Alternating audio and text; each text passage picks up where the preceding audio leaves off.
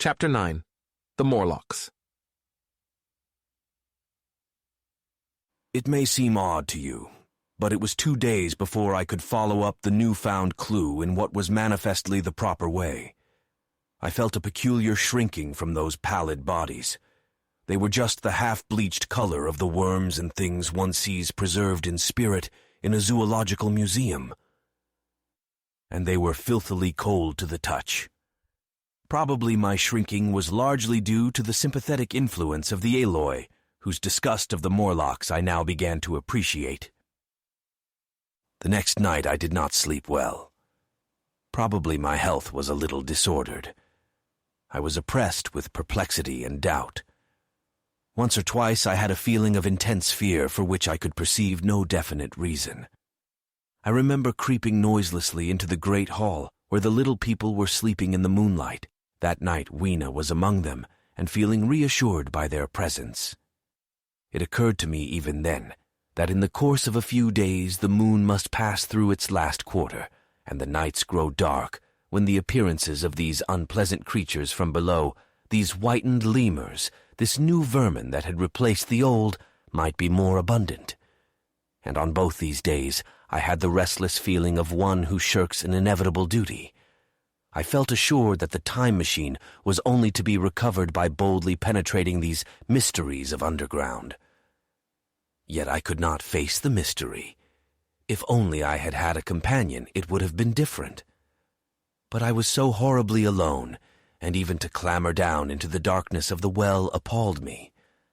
I don't know if you will understand my feeling, but I never felt quite safe at my back. It was this restlessness, this insecurity, perhaps, that drove me farther and farther afield in my exploring expeditions. Going to the southwestward towards the rising country that is now called Combe Wood, I observed far off, in the direction of 19th-century Banstead, a vast green structure, different in character from any I had hitherto seen. It was larger than the largest of the palaces or ruins I knew, and the facade had an oriental look, the face of it having the luster as well as the pale green tint, a kind of bluish green of a certain type of Chinese porcelain. This difference in aspect suggested a difference in use, and I was minded to push on and explore, but the day was growing late, and I had come upon the site of the place after a long and tearing circuit, so I resolved to hold over the adventure for the following day, and I returned to the welcome and the caresses of little Weena. But next morning I perceived clearly enough that my curiosity regarding the palace of green porcelain was a piece of self-deception to enable me to shirk, by another day, an experience I dreaded. I resolved I would make the descent without further waste of time, and started out in the early morning towards a well near the ruins of granite and aluminium. Little Weena ran with me. She danced beside me to the well, but when she saw me lean over the mouth and look downward, she seemed strangely disconcerted. "Goodbye, little Weena," I said, kissing her, and then putting her down, I began to feel over the parapet for the climbing hooks. Rather hastily, I may as well confess, for I feared my courage might leak away. At first she watched me in amazement, then she gave a most piteous cry, and running to me, she began to pull at me with her little hands. I think her opposition nerved me rather to proceed. I shook her off, perhaps a little roughly, and in another moment I was in the throat of the well. I saw her agonized face over the parapet, and smiled to reassure her. Then I had to look down at the unstable hooks to which I clung. I had to clamber down a shaft of perhaps 200 yards. The descent was effected by means of metallic bars projecting from the sides of the well, and these being adapted to the needs of a creature much smaller and lighter than myself, I was speedily cramped and fatigued by the descent. And not simply fatigued, one of the bars bent suddenly under my weight and almost swung me off into the blackness beneath. For a moment I hung by one hand, and after that experience I did not dare to rest again. Though my arms and back were presently acutely painful, I went on clambering down the sheer descent with as quick a motion as possible. Glancing upward, I saw the aperture, a small blue disk, in which a star was visible, while little Weena's head showed as a round black projection. The thudding sound of a machine below grew louder and more oppressive. Everything save that little disk above was profoundly dark, and when I looked up again, Weena had disappeared. I was in an agony of discomfort. I had some thought of trying to go up the shaft again and leave the underworld alone, but even while I turned this over in my mind, I continued to descend. At last, with intense relief, I saw dimly coming up, a foot to the right of me, a slender loophole in the wall. Swinging myself in, I found it was the aperture of a narrow horizontal tunnel in which I could lie down and rest. It was not too soon.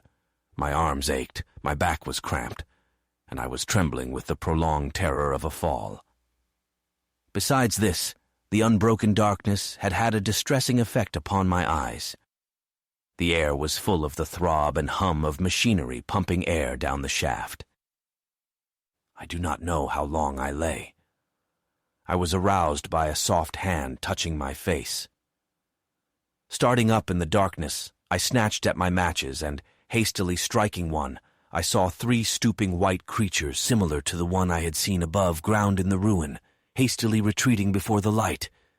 Living as they did, in what appeared to me impenetrable darkness, their eyes were abnormally large and sensitive, just as are the pupils of the abysmal fishes, and they reflected the light in the same way. I have no doubt they could see me in that rayless obscurity, and they did not seem to have any fear of me apart from the light.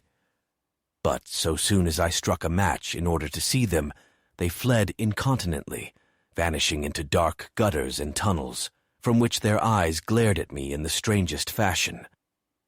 I tried to call to them, but the language they had was apparently different from that of the overworld people, so that I was needs left to my own unaided efforts, and the thought of flight before exploration was even then in my mind.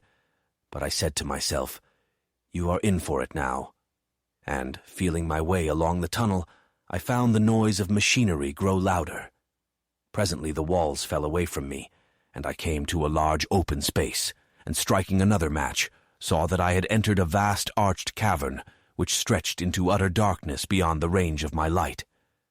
The view I had of it was as much as one could see in the burning of a match. Necessarily my memory is vague. Great shapes like big machines rose out of the dimness and cast grotesque black shadows in which dim spectral Morlocks sheltered from the glare.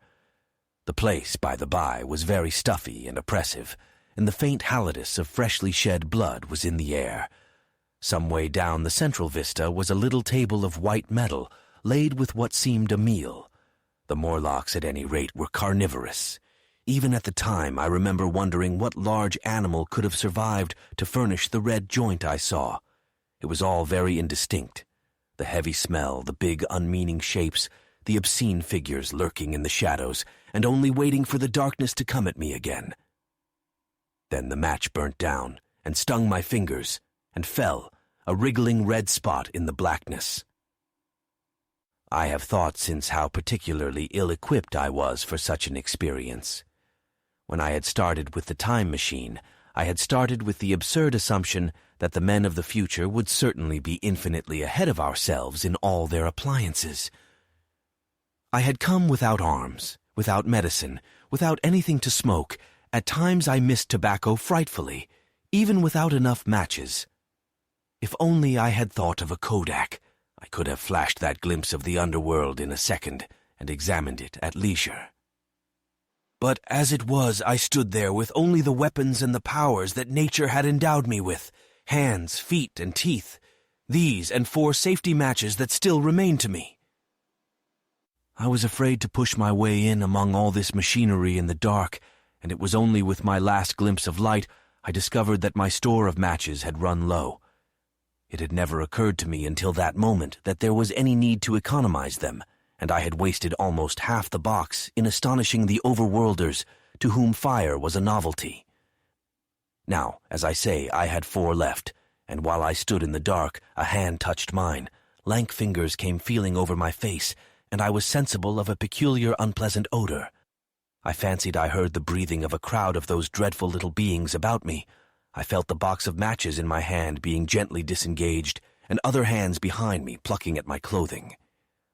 The sense of these unseen creatures examining me was indescribably unpleasant. The sudden realization of my ignorance of their ways of thinking and doing came home to me very vividly in the darkness. I shouted at them as loudly as I could. They started away, and then I could feel them approaching me again. They clutched at me more boldly, whispering odd sounds to each other. I shivered violently and shouted again, rather discordantly.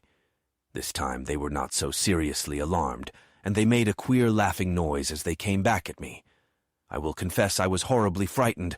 I determined to strike another match and escape under the protection of its glare. I did so, and eking out the flicker with a scrap of paper from my pocket, I made good my retreat to the narrow tunnel. But I had scarce entered this when my light was blown out, and in the blackness I could hear the Morlocks rustling like wind among leaves and pattering like the rain as they hurried after me. In a moment I was clutched by several hands, and there was no mistaking that they were trying to haul me back. I struck another light and waved it in their dazzled faces. You can scarce imagine how nauseatingly inhuman they looked, those pale, chinless faces and great, lidless, pinkish-gray eyes, as they stared in their blindness and bewilderment. But I didn't stay to look, I promise you. I retreated again, and when my second match had ended, I struck my third. It had almost burnt through when I reached the opening into the shaft. I lay down on the edge, for the throb of the great pump below made me giddy. Then I felt sideways for the projecting hooks, and, as I did so, my feet were grasped from behind, and I was violently tugged backward. I lit my last match, and it incontinently went out, but I had my hand on the climbing bars now, and kicking violently, I disengaged myself from the clutches of the Morlocks, and was speedily clambering up the shaft, while they stayed peering and blinking up at me, all but one little wretch who followed me for some way, and well-nigh secured my boot as a trophy. That climb seemed interminable to me. With the last 20 or 30 feet of it, a deadly nausea came upon me. I had the greatest difficulty in keeping my hold. The last few yards was a frightful struggle against this faintness. Several times my head swam, and I felt all the sensations of falling. At last, however, I got over the well-mouth somehow, and staggered out of the ruin into the blinding sunlight. I fell upon my face. Even the soil smelt sweet and clean. Then I remember Weena kissing my hands and ears, and the voices of others among the Aloy. Then, for a time, I was insensible.